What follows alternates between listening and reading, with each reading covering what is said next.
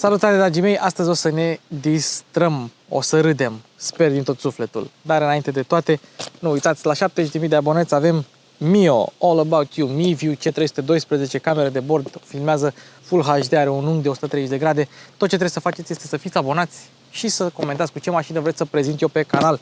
Mașină neprezentată, că mi-ați comentat la clipul cu Forting, vrem să vedem RS6, îl aveam pe canal. Ford GT, modelul vechi, îl aveam pe canal.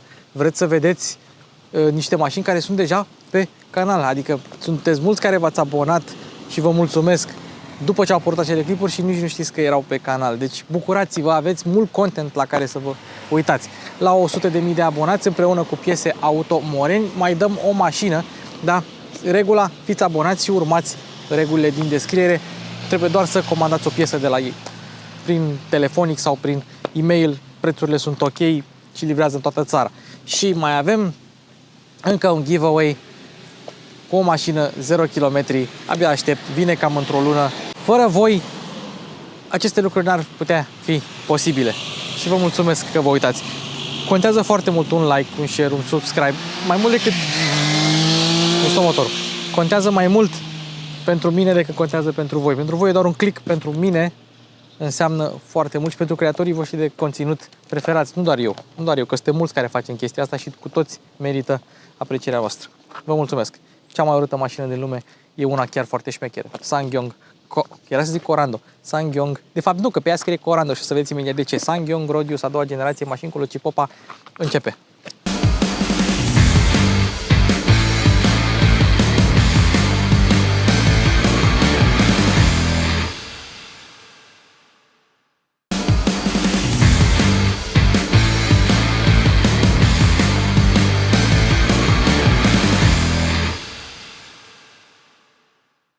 Nu toată lumea poate sau nu toată lumea vrea să-și cumpere o mașină nouă. Dar dacă vrei să-ți cumperi o mașină second hand, măcar să nu-ți iei țeapă.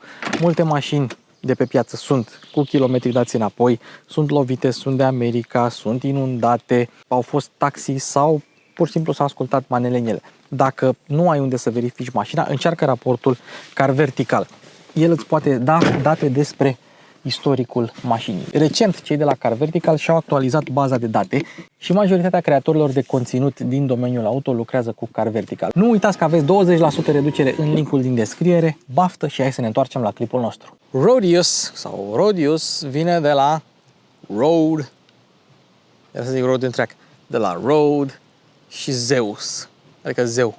Rodius, Zeus, regele șoselelor, zeul șoselelor, stăpânul șoselelor.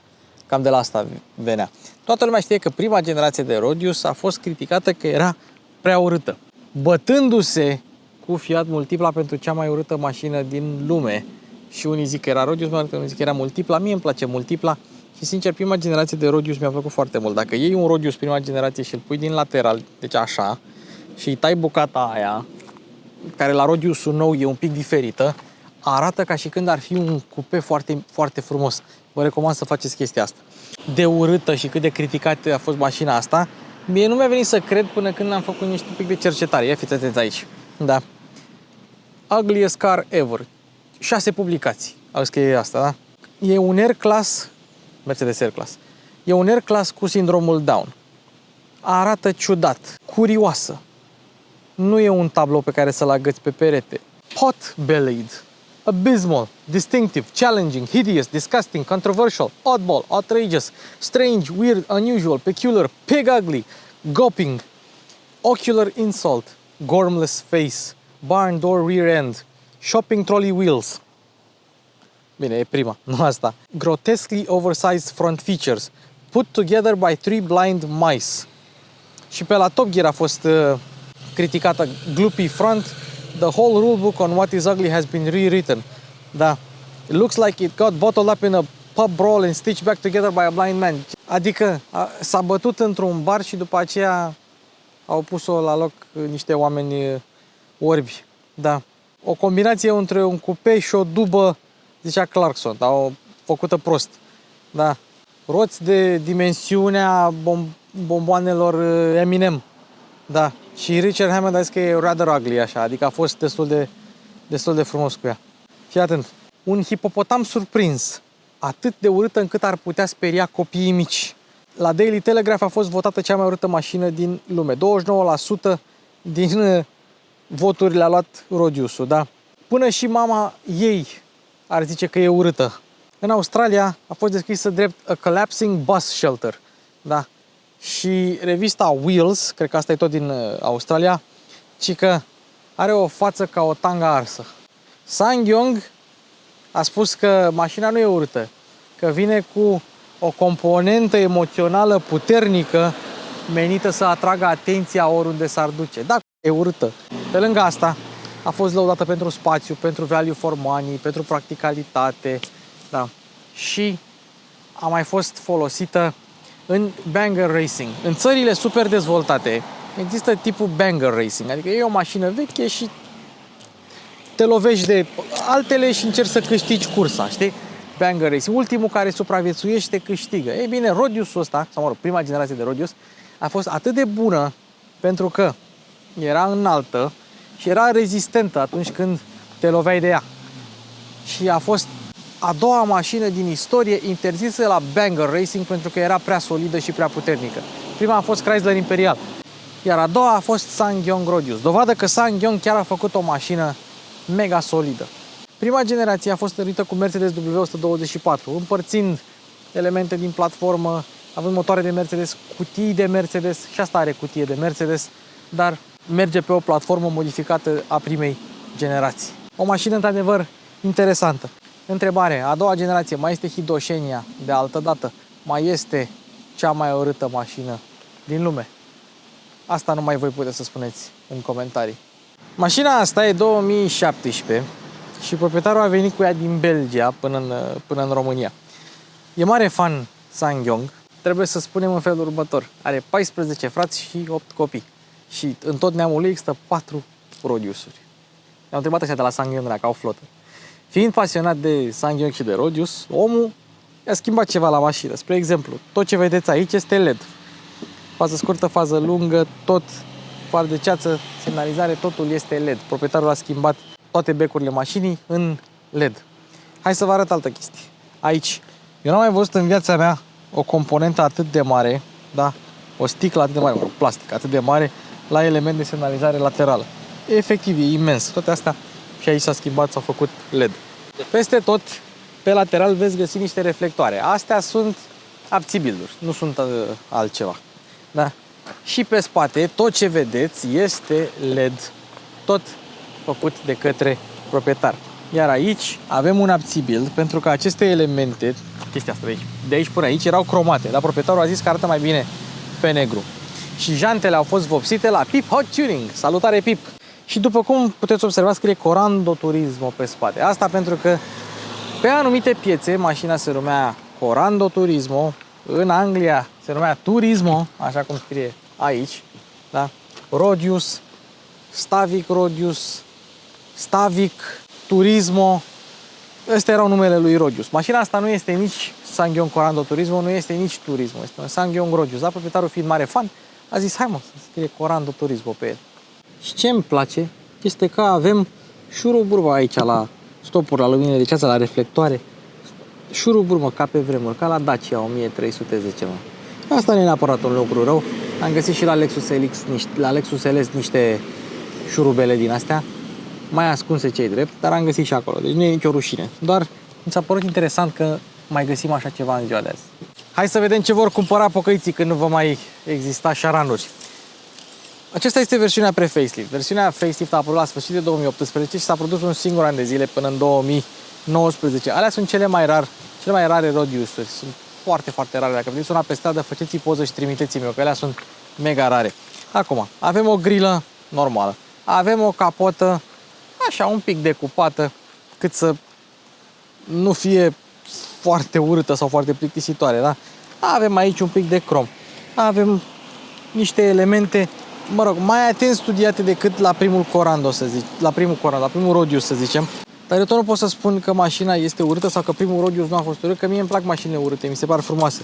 Da. Noroc că n-am aceleași gusturi și la femei. Și mașina, față de primul Rodius, care era 100% MPV, a fost un pic suvizat. Da, pentru că se vede că nu mai are chiar forma aia de dubă, de vierme transformat în dubă, cum avea prima generație. Și aici avem 29 de centimetri ca să treci peste borduri, să nu lovești bordurile sau să parchezi în dreptul unui borduri fără să zgâri bara. 29 de centimetri e mult, adică multe SUV-uri și crossover au undeva la 29 de centimetri.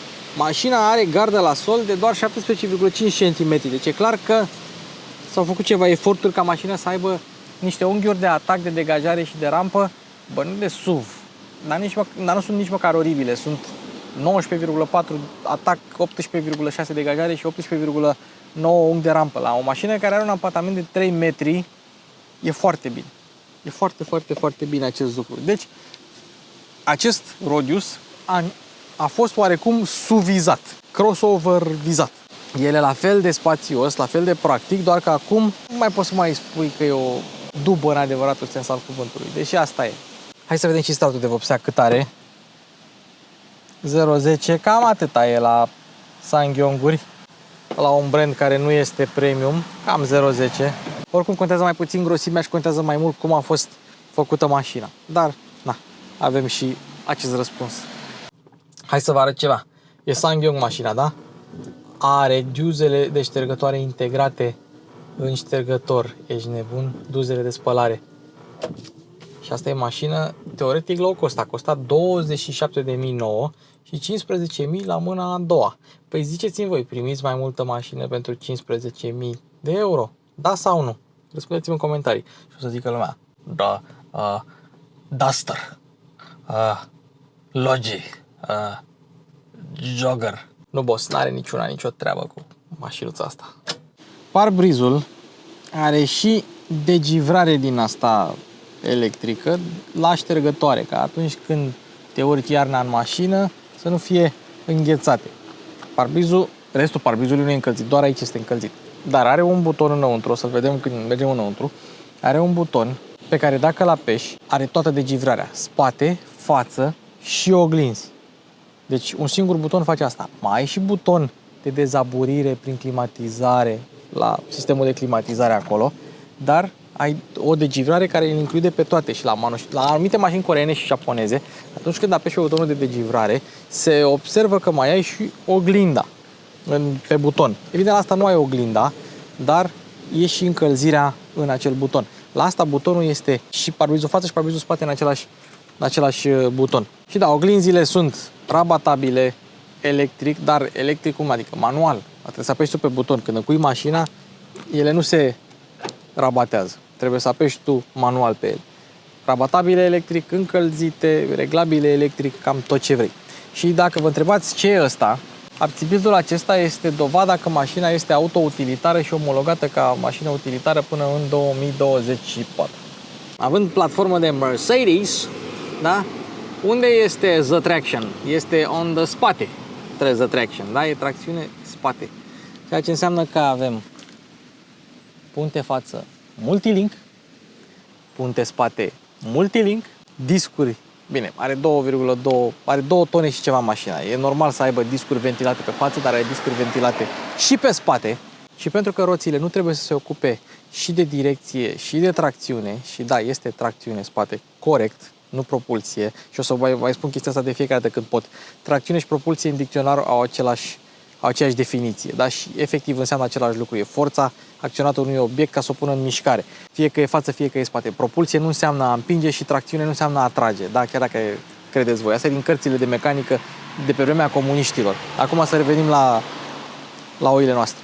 Și pentru că roțile față nu trebuie să se ocupe și de direcție și de propulsie sau de tracțiune, ai un diametru mic de bracaj pentru o mașină care are un ampatament de peste 3 metri.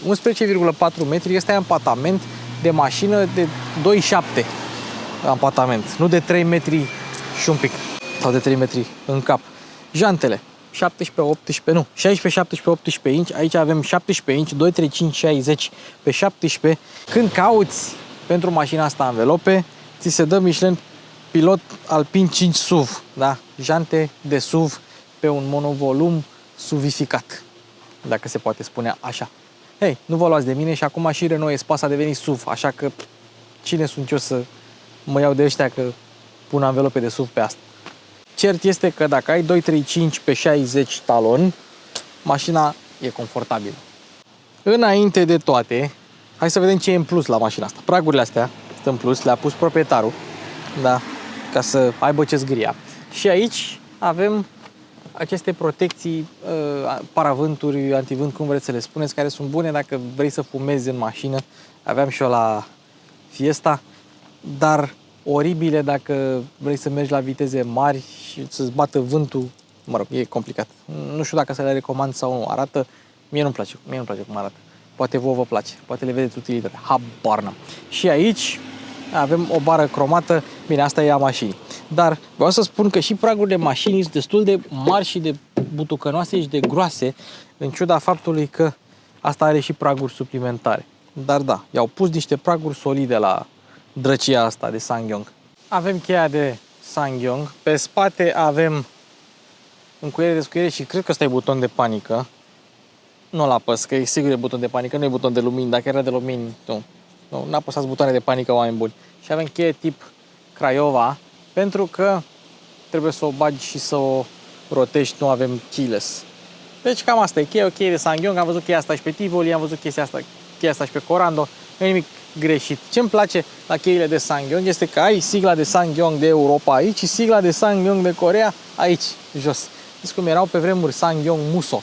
Era pe o stradă în Craiova, era unul care avea un SsangYong Muso și era unul care avea un DU Muso. Era aceeași mașină, dacă depinde cu ce siglă o prinzi. Și a existat și o versiune Mercedes Muso. Pentru că SsangYong a avut strânse legături cu Mercedes. Și vă mai zic un lucru. Faptul că mașina asta are rădăcini în Mercedes W124 și 211 după, cred că W211 sau 210, una din astea două, care o fi dat mai degrabă 210, înseamnă că este înrudită și cu SsangYong și DU Chairman, care erau bazate pe Mercedes și erau S-clasul de la SsangYong. Vă dați seama, DU și cu SsangYong aveau un S-clas în anii 90. Cât de tare! Și exista în Craiova 1. Existau două limuzine din astea în Craiova. Exista un DU Arcadia și un DU Chairman. Cred că era coreanul șeful ăla de la fabrică de la DU în anii 90 care avea DU Chairman. Mi-aduc aminte, Tico avea toată lumea, da? Matiz avea toată lumea, eu aveam Cielo. Eram nici sus, nici jos. Unii aveau Nubira, unii aveau Leganza, unii aveau Takuma, aia care voiau să facă copii mulți. Și din când în când mai trecea Arcadia și trecea Chairman-ul prin Craiova. Păi atunci eram să rămâna șefului. Ăla, da, om. Știi ce? Mercedes.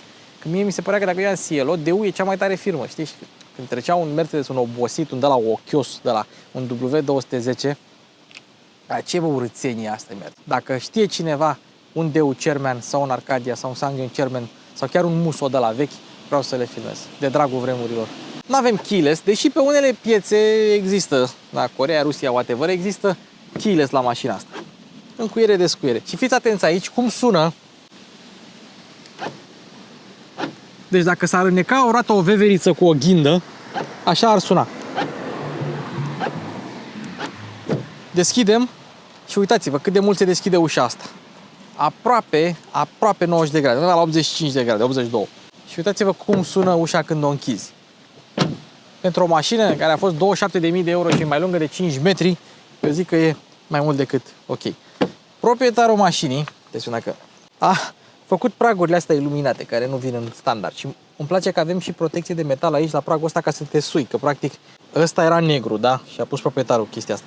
Aici, hop, te urcai ca să urci în mașină, destul de înaltă poziția la volan, ca să nu murdărești sau să nu zgârii plasticul ăla, ceea ce e mai mult decât decent. Acum, îl avem pe Nelu, Ciocănelu, Lubambelu, da? Ia fiți atenți aici. Materiale, da? Moale. Tare. Moale. Tare. Evident aici e tare, da? Evident și aici e tare, dar fiți atenți aici. Nu scârție așa rău. Pentru o mașină cu 200.000 de kilometri care vorba aia o chinezărie, o rezorie, când ziceți voi în comentarii, știi? Ok. Șurub aici, deci asta e o mașină șurubărească. Dita mai lumina aici, asta n-a făcut OLED. Când deschizi ușa să vadă cel din spate că e ușa deschisă să nu lovești ceva. Și uitați-vă aici, avem buzunar, deci e atât de înalt buzunarul ăsta, încât eu pot să bag mâna. Aici mai avem un buzunar, da? Aici mai avem un buzunar pentru o doză. Însă, dezamăgirea mea, și o pot numi dezamăgire, este că o sticlă de 1,5 litri de apă nu stă, înțelegeți? Puteau să facă. Și aici mai avem un buzunărel care este capitonat. Uitați-vă, capitonaj mic, da? Și sub el este evident șurubul cu care se desface ușa, da? Nu contează. Păcat, îmi pare tare rău că nu intră apa de 1,5 litri. Bucovina, sponsorizați-ne. Aici avem tot ansamblul de butoane, reglare oglinzi, rabatare oglinzi. Observăm că avem impuls. Șoferul este singurul care are geam cu impuls. Aici se blochează geamurile, aici se încuie sau se descuie mașina. Și apropo de încuiat și descuiat mașina, șoferul este singurul pasager al mașinii care poate să sară din mașină în timpul mersului. Celelalte uși, dacă tu vrei să le descui, ele se vor încuia la loc. Nu poți să sari din mașină în mașina asta decât dacă ești șoferul. Tot șoferul este singurul care are impuls. Fiind singurul care are impuls, este singurul care are geam antiprost, geam cu protecție. Și este singurul care are scaun electric. Deci, dacă ești șofer, și e singurul care are volan și pedale. Dar șoferul e cam răsfățat pe mașina asta. Hai să trecem pe spate. Deschide ușa, creștine. Oricum deschiderea e mare. Uitați-vă numai la geamul ăsta. Deci, uitați-vă aici câta termopană au pus ăștia aici.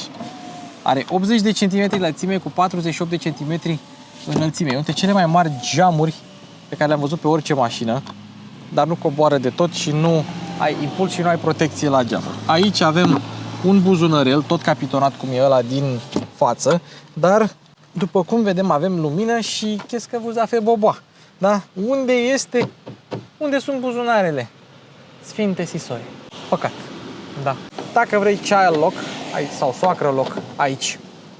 Aici praguri din nou iluminate, puse de către proprietar, boala lui. Și îmi place că avem aici, uite, emblema Sangyong gravată. Ce tare! Apropo de sigla Sangyong și așa mai departe, câte locuri credeți că are mașina asta? Dacă ați spus 5, doar pe anumite piețe. Dacă ați spus 7, bravo. Dacă ați spus 9, din nou doar pe anumite piețe. Și există o versiune pe anumite piețe care are 11 locuri. Asta. 11 locuri, da? Are 2 cu 3, 5 cu 3, 8 cu încă 3, 11. Fantastic. Mi-ar fi plăcut să testez una din aia. Păi da, am toți prietenii cu ea. Gândiți-vă în felul următor, vă duceți la mare cu una din asta, cu 11 locuri. Împărțiți benzina, împărțiți banii de motorină. Păi, este mai ieftin decât dacă mergi pe jos. Înțelegi? Dacă furi o bicicletă și fugi de poliție, e mai ieftin, da? E mai scump decât dacă iei asta și împarți benzina la 11. Cu toate că oglinda este pusă aici, pe ușă, și mai avem un geam în plus, atunci când oglinda este rabatată, ai totuși un oarecare unghi mort destul de măricel. Cu toate astea, faptul că ai o poziție la volan destul de înaltă îți permite să vezi pietonul. Știi, cele mai dese cazuri astea sunt: pietonul e pe trecerea de pieton, tu vii așa, el vine așa și el este blocat de oglindă. Ei, având o poziție la volan un pic mai înaltă, apuci să-i vezi capul un pic când el vine așa, apuci să-l vezi de sus, știi? Nu-i vezi picioarele, nu-i vezi gâtul, dar îi vezi capul trecând pe trecere. Mă rog, asta într-o situație ideală. Aici avem un rezervor de 80 de litri de motorină. Mașina e 2017, nu are AdBlue. Ei bine, mașina asta a fost omorâtă de 2 factori. Unul a fost vânzările care erau în scădere pentru că lumea voia SUV-uri și cumpăra, să zicem, Rexton-uri în loc de Rodius-uri. Și 2, regulile Euro 6 de temp. N-a mai meritat să mai dezvolte mașina cu aceste reguli, cu toate că modelul Sangyong Rexton, care are același motor ca asta, doar că updatat, da, este conformă cu aceste norme. Așa că, da, păcat de ea. Așa că și vânzări slabe și normele Euro au făcut ca mașina asta să fie omorâtă. Toate astea, 80 de litri e un rezervor mare. Ei zic că mașina consumă 6,5 în afară. Hai 7,5, hai 8.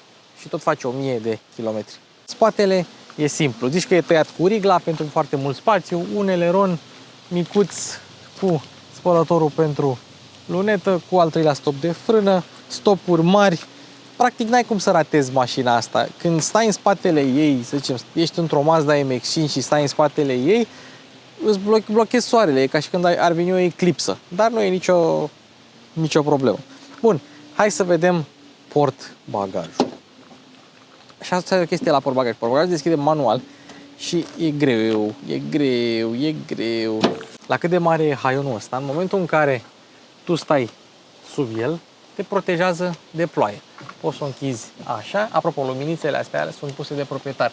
În stânga și în dreapta. Sunt, da, DIY făcute în casă de către proprietar. Avem și o roată de rezervă. Trebuie să deschizi aici, da? Dar roata de rezervă e aici, e vizibilă, este sub portbagaj.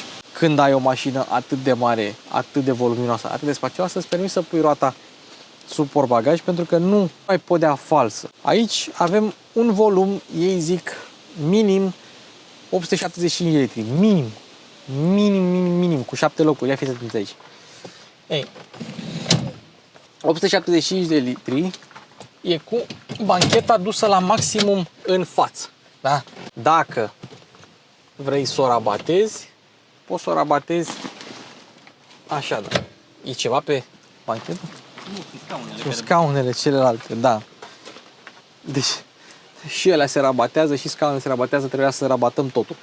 Dar, în principiu, cam asta este. Dacă este să rabatezi absolut tot ce are mașina asta, scaunele față, bancheta asta, atunci te duci în 3100 și ceva de 46 de litri. Adică enorm, dar 3 metri cub și ceva pentru o astfel de mașină e enorm. Alte chestii pe care le mai avem aici, o cameră de fotografiat, un loc pentru cric și dacă vrei să scoți bancheta, aici sunt niște șurubele. Practic, trebuie să desfaci șina și să tragi scaunele în spate și să le scoți. Poți să faci chestia asta dacă vrei. Și un detaliu pe care probabil l-ați observat sau probabil nu l-ați observat până acum, avem 3 scaune în spate și doar 2 în față. Pentru că în configurația cu 7 locuri, mașina asta prioritizează spațiul pe al doilea rând. Și din acest motiv a fost o mașină destul de populară pentru a face transport de persoane de la aeroport. Știi? Ia să vedem ce avem aici. Aici avem un spațiu de depozitare și, spre surprinderea mea, aici este bidonul de lichid de parbriz. Bine, thank you. Cine s-ar mai fi gândit că era acolo? Hai să-l închidem. Și în dreapta mai avem o priză de 12 V. Mașina asta are atâtea prize de 12 V, zici că avem de-a face cu mai multe mașini. Sau, mă rog, avea prize de 12 V pentru că o să vedem ce a făcut proprietarul cu aceste prize. De ce e mașina asta autoutilitară? Pentru că, după cum vedeți, nu are centuri în spate. Ea a fost cumpărată cu 5 locuri și grilaj. Se întâmplă la foarte multe mașini și în România. Și proprietarul a pus la loc scaunele, urmează să pună și centurile și să o facă mașină de familie. Bun. Cam atât. Hai să rabatăm și, dacă vrei să rabatezi bancheta aia din spate, ai scaune individuale aici. Scaune individuale pe care le iei așa, le faci așa și le rabatezi. Vezi? Nu se rabatează de tot. Dacă vrei să rabatezi de tot, trebuie să rabatezi de aici. Hop. Și ce observăm? Că avem o plasă, avem un scaun normal. Însă, pe anumite piețe am văzut că aici erau și suporturi de pahare. Da? Isofix avem la ele și poți să-l dai și în față și în spate, de la ambele mânere, cred. Da. De la ambele mânere poți să faci chestia asta. Apoi, după ce îl ridici de aici, dacă vrei să-l dai pe spate, îl dai de aici și poți să-l faci pe post de pat. Deci foarte versatilă această mașină din acest punct de vedere. Și iar uitai că trebuia de aici, vezi? Deci, uiți. Chiar dacă stai pe locurile din spate, ai spațiul la picioare cu scaunul dat la maximum. Ai și la cap, da?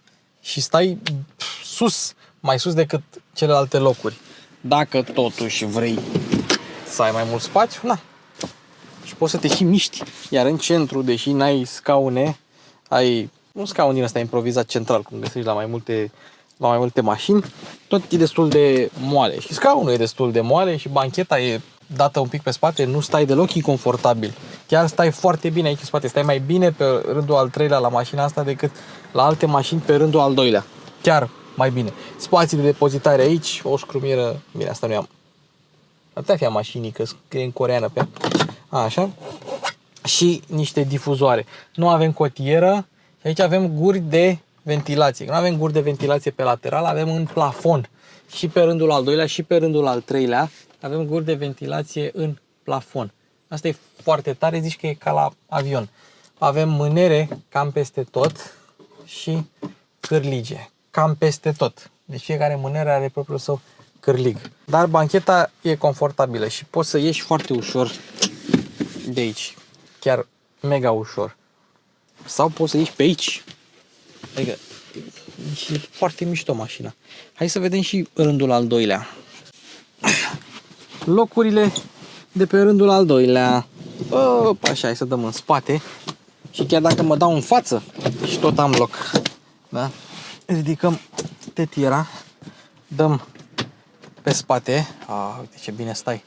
Bancheta, sau mă rog, fotoliile astea sunt un pic mai dure decât ceea ce găsim pe rândul al treilea. E mai confortabil să stai pe rândul al treilea. Și evident, aici ai loc să spui diverse obiecte, o sticlă de apă. Bine, în mers probabil o să cadă, dar poți să-ți iei laptopul, să stai, să lucrezi. Ai plasă aici, USB aici, încă o priză de 12 V aici. Da, e foarte util. Cotierele astea. Una bucată cotieră, a doua bucată cotieră. Deci, credeți-mă, asta e mai confortabilă decât multe mașini, limuzine de lux, mașini cu pretenții. Mult, mult mai. Dacă vreți să știți ce e asta, ventilația pe spate. Cum vi se pare? Culmea este că asta poate fi reglată și de acolo și de aici, dar o să vedem cum poate fi reglată de la bord un pic mai încolo, când ajungem în față. Uite. Not bad. Spațiu căcălău. Bucovina, sponsorizați-ne. E ceva interesant aici la mașinuța asta. Uite ce înseamnă originele de Mercedes. Frâna de parcare la picior ca la Mercedes și de aici o desfaci. De aici o pui la loc, de aici o desfaci. Faza e că poți să pleci cu frâna de parcare pusă. Da? Trebuie doar să o dezactivezi după aia în mers. Butonul pentru deschiderea capotei. Aici un suport de card, tichet de parcare. Foarte util, mult mai util decât credeți dacă este suportul, mai ales dacă petreceți mult timp prin parcări subterane de mall cum fac eu. Și lumini ambientale puse de proprietate. Evident, de aici reglează înălțimea farurilor și aici avem un buton pentru activarea spălătorului, cred. Chiar nu știu ce face chestia asta, dar pare să fie cu spălătoră. Sunt ștergătoarele automat. Da, senzor de ploaie să le activezi, gen. Mașina asta fiind coreeană asiatică va bipăi. Pui farurile, bipăie.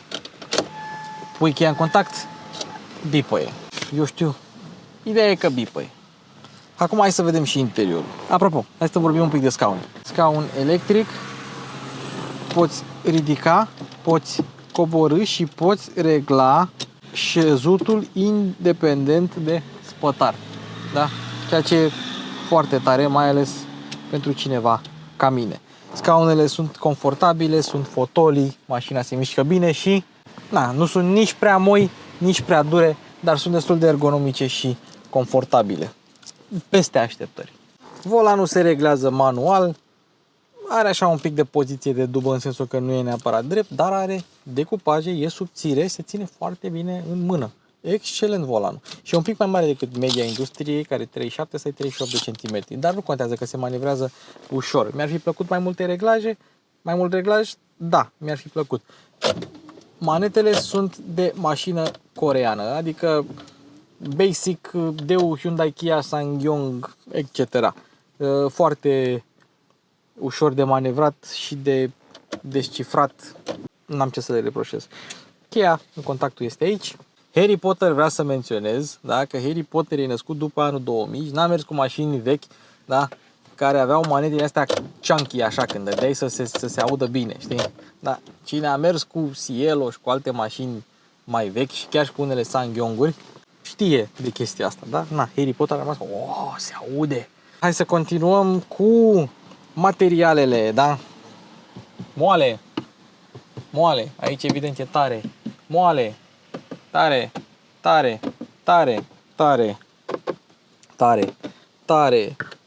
tare. Dar avem texturi diferite, culori diferite, nuanțe diferite.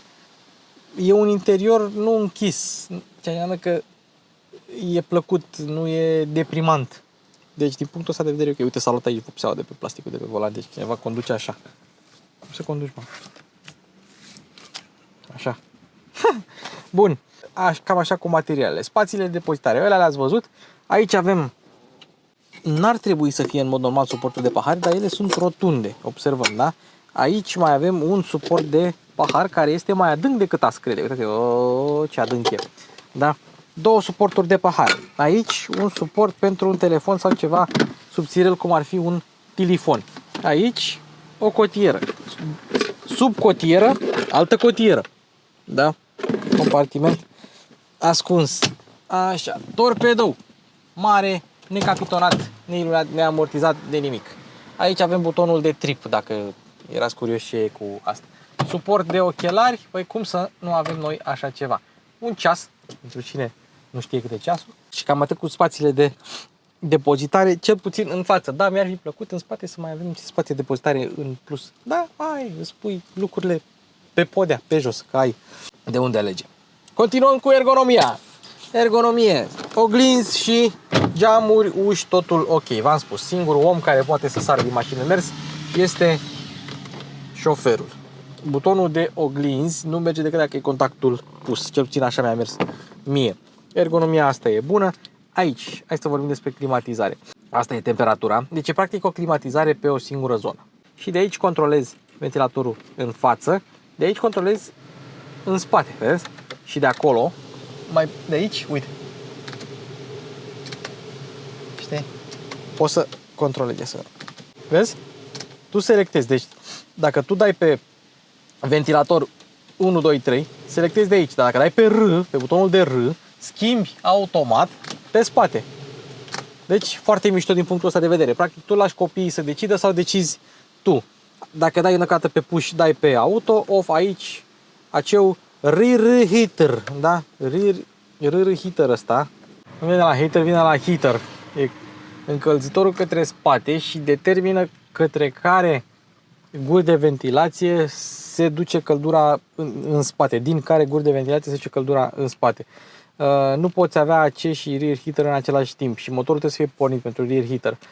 Recircularea, modul unde se ducă aerul la picioare și mai departe, dezaborirea dacă ai nevoie de așa ceva și off aici. Butoane mari, îmi place. USB, AUX, aici erau două prize de 12V. Mă rog, una era priză, una era brichetă și proprietarul a scos prizele și a pus niște încărcătoare cu USB și le poți activa de aici cu touch. Și sunt și fast chargere. Și a pus el 4 USB-uri și cu încă unul 5, încă unul 6 în spate. Asta înseamnă să ai mașină făcută pentru oameni, pentru copii, ca să-și încarce device-urile. Da, continuăm. Scaune încălzite, pe anumite piețe există și ventilate. Schimbătorul de viteze, observăm că este de Mercedes Winter sau standard PRND și dacă vrei să treci pe manual, schimbi de aici, ca la Ford, treptele de viteză. Da, oribil, nu o să folosească nimeni chestia asta, decât poate iarna, fără de motor, chestii tresti. Bun, aici mai e un spațiu în care nu faci nimic, dar deja am zis de chestia asta. Și aici avem ceață față, ceață spate, butonul ăla de givrare de v-am arătat de el, ESP-ul off și aici obișnuiau să fie butoanele de climatizare la niște versiuni până prin 2015, din câte am înțeles. Mașina are 6 boxe, 2 aici, 2 acolo, 2 în spate, cănușile centrale, cănușile din spate nu avem boxe, ceea ce înseamnă că alea ultimele 2 le-au pus în spate, ca să facă probabil o scenă de audiție ceva mai ok, că dacă puneau aici, cei din spate ce făceau? Ascultau muzica de la ăștia din față, cum ar veni. Sistemul de infotainment, nu o să vorbim despre el pentru că este aftermarket, e așa, ceva cu touchscreen, mode, afișaj, nu e nimic interesant la el, nu avem ce să povestim, e o tabletă. Însă, probabil cea mai mare ciudățenie a mașinii vine de aici. Ai tablou de bord la șofer și tablou de bord la toată lumea. Avem temperatura apei, turometru, vitezometru și combustibil și aici avem restul. Ia să o și pornim. Unde avem viteza, avem consumul instant, range-ul rămas, Odometr, să vedem tripul.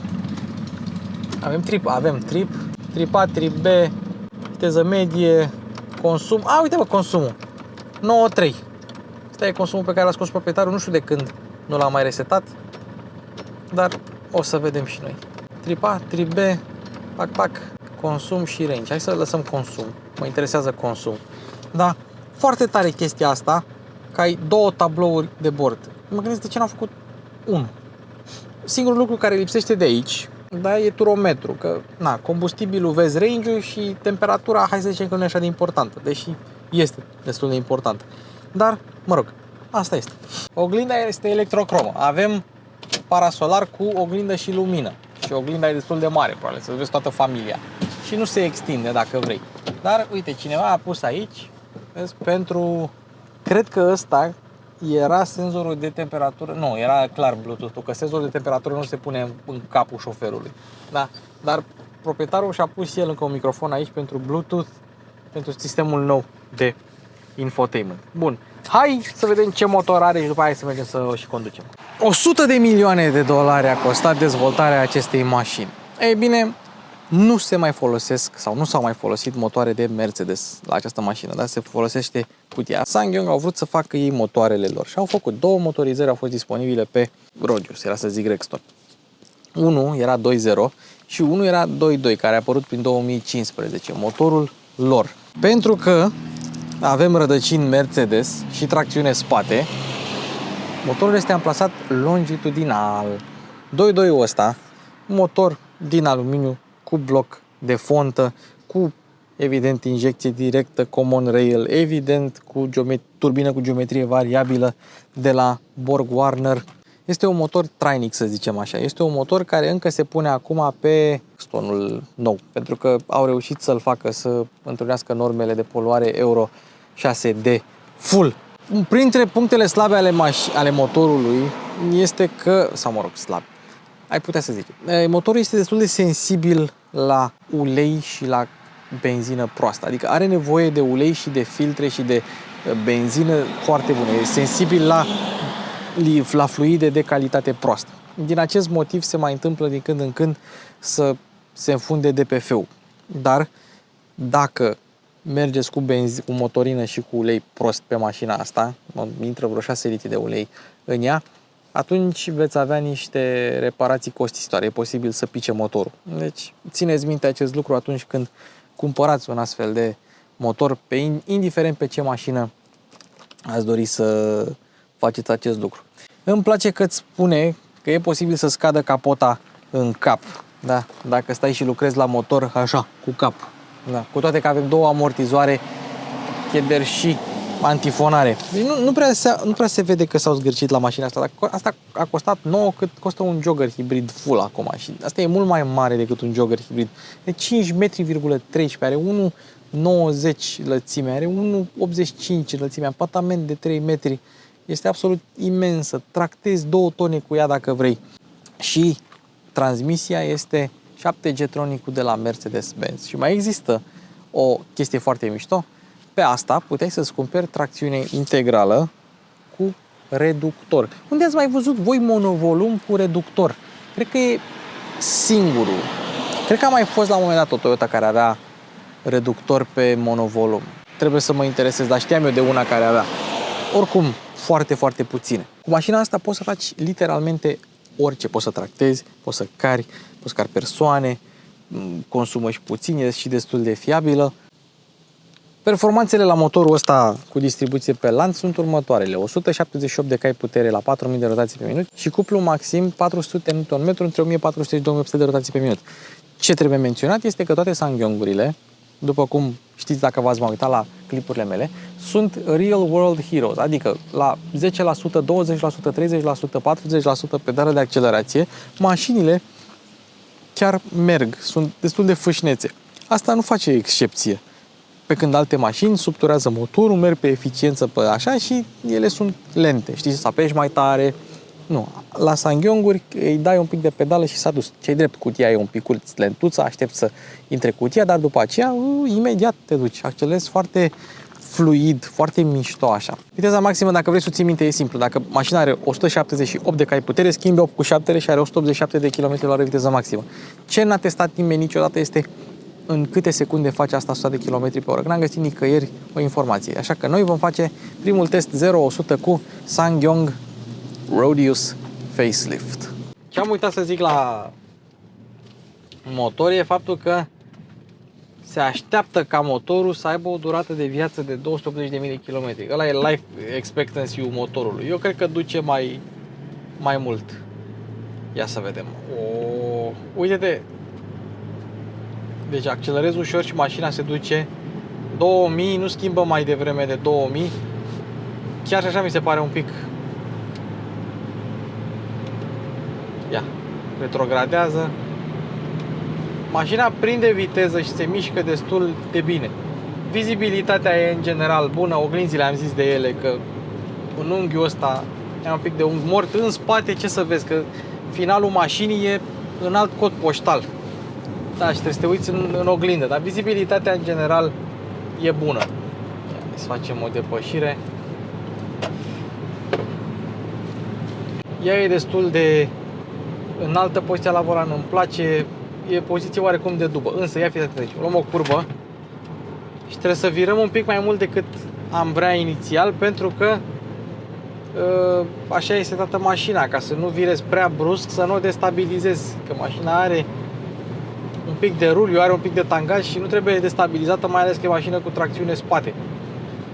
Dar așa, la mers normal, la mers viteză mare, cât de cât mare,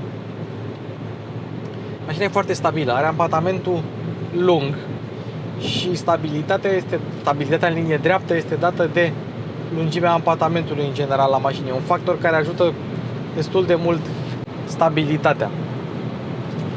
Când pui piciorul pe frână, răspunde foarte bine, evident avem un pic de tangaj. Deci da, la drum lung e super confortabilă, suspensia e moale, vorum, turum. De adevăr, prin oraș, prin gropi, prin astea le simți. Le simte mai mult suspensia decât le simți tu. De Skoda Octavia 3 Scout Facelift, foarte rare. Și când ieși dintr-un viraj și când vrei să accelerezi, mașina are cuplu, se turează, adică rămâi în plaja de cuplu maximum constant, 1400-2800, ești cam tot timpul în ea. Dar uite că răspund, chiar dacă cutia schimbă mai lent așa, răspunsul în general al mașinii e destul de bun. Exact cum a vrut SsangYong. Uitați-vă cât de mult trebuie să virez ca să iau o curbă. Niciodată n-am virat atât de mult cu nicio mașină ca să iau curbele astea pe care le știu pe din afară.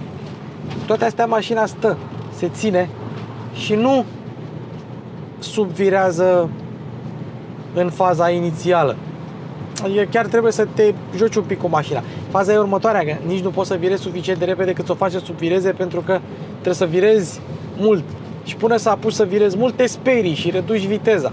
Dar uite, pe zona asta, mai mult decât decent.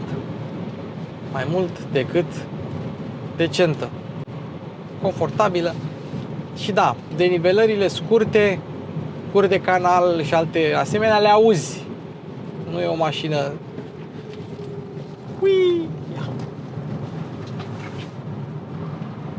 Vezi, destul de neutră, știi? Adică mașina se înclină, tu virezi, nu prea simți ce se întâmplă cu roțile față, dar că asta are direcție electrică și e printre primele, în 2013 când a apărut mașina asta, abia se trecea la direcțiile electrice așa în mainstream, știi?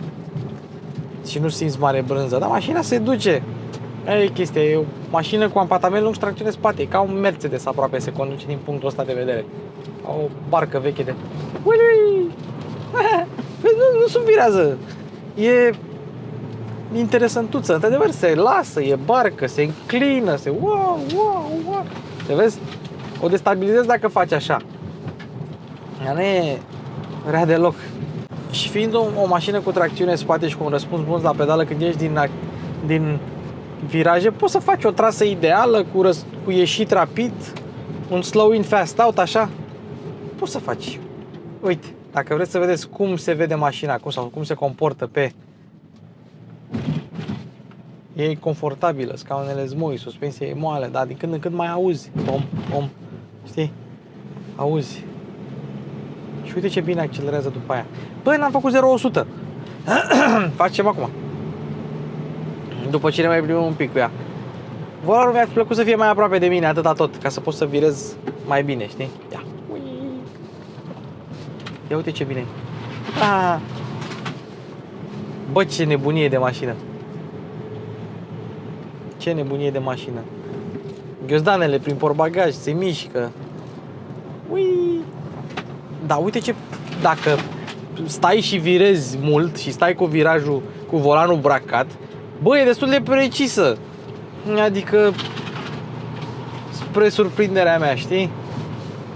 Bă. Motorul, gândiți-vă în felul următor. Motorul este la 3 metri jumate distanță de roțile care se ocupă de propulsie, tracțiune sau cum mai vreți să-i mai ziceți. Fabulos. Fabulos. Când o să ieșim încolo, mergem să-i facem și 0-100. Hai să vedem pe manual. Bun, suntem pe manual, suntem în treapta a 6, așa scrie acolo. A, ce tare, acum e drive și a 6-a. A 5-a, ia să vedem. A 6-a. A 7-a. Că și mi-a schimbat-o. A 6-a. A 5-a, pe cum mi-a schimbat 2. A 4-a. A 5-a. A 6-a. Și acum hai să retrogradăm. A 5-a, greu. 4-a, greu. A 2-a. Ce chestie. Trece prin, uneori trece prin mai multe trepte astea. 3-a. Da? 4-a. Nu, a 4-a. Bă, ea e lentă, e lentă. A 5-a e lentă. Dar hai acum 0-100. Încerc că a rămas între a 5-a. Ar fi culmea să plece cu a 5-a de pe loc. No, e a 1-a, clar. Dar ce e interesant este că nu... Că ți arată a 5-a, a 4-a, îi dai a 1-a, știi? Când îi dai retrogradare, trece în a 1-a. Bun, drive, Dumnezeu cu mila.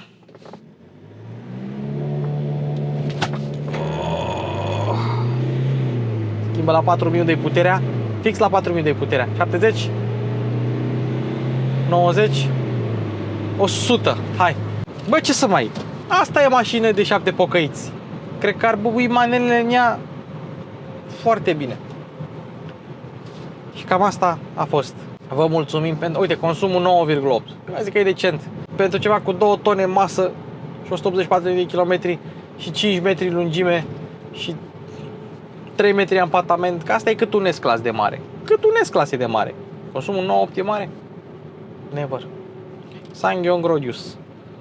O mașină criticată de mulți, hulită de mulți, zis că e urâtă și mai departe, oricum frumusețea în ochii privitorului.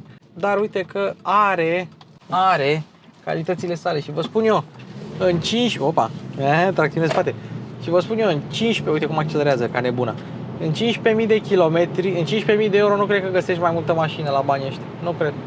Nu cred. Practicalitate, portbagaj, fiabilitate, consum, pentru cât de mare e mașina. Foarte tare SsangYong, foarte tare. Pentru review cu SsangYong Torres, îl aveți pe canal. Vă mulțumesc pentru atenție, nu uitați de giveaway-uri. Eu am fost Luci Popa, Harry Potter la cameră, Bogdan la editare. Vă așteptăm în noi și noi episoade. Aveți grupul de Telegram cu abonații în descriere.